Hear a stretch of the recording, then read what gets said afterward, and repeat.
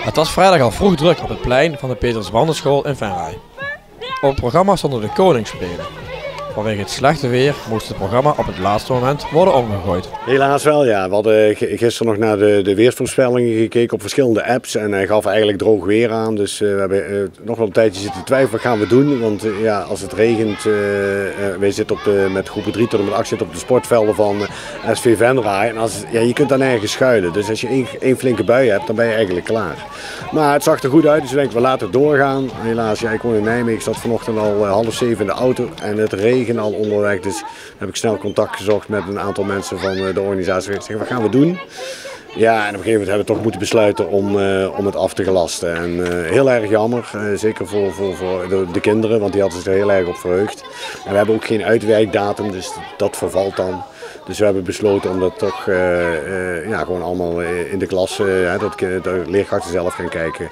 Maak er een leuke ochtend van. Hè. Je ziet hier groep 3 die is met een bingo bezig. En verschillende klassen zijn met een spellenloop begonnen. Groep 1-2 begint altijd traditioneel met een koningsontbijt. Daar starten ze mee en dat duurt meestal tot 9:30 zo'n beetje. En dan beginnen zij met een sportdag. Dus dat is de start van de Koningsspelen voor groep 1-2. Dus zo moet je er toch wat van maken. En ik denk dat we een leuke opening hebben gehad toch, op de school met Jorianne Jansen, die een leuke dans heeft gedaan. Dus een beetje improviseren, maar ja, dat doen we wel vaker in het onderwijs. Dus.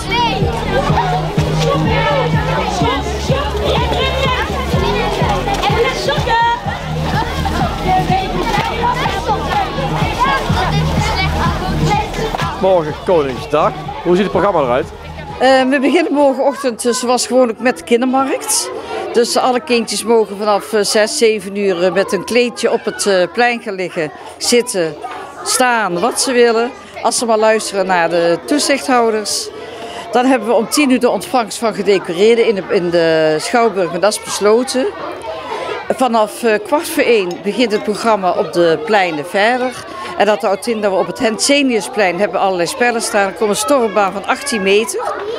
Daar staat een megatwister, een mega 4 op een rij. Daar liggen blokken, ze kunnen kleuren en knutselen.